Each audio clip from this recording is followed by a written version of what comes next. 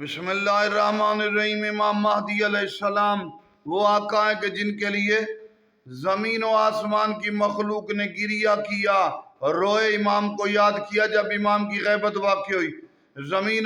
زمینوں اور آسمانوں کی مخلوقات یا امام حسین پہ گریہ کرتے یا امام زمانہ کی جب غیبت ہوئی تو انہوں نے گریہ کیا، نوحہ کیا، روئے۔ امام زمانہ کا غائب ہونا کائنات میں بہت بڑی مصیبت اور دکھ تھا۔ بے وفائی کی وجہ سے امام زمانہ ہم سے دور ہوئے۔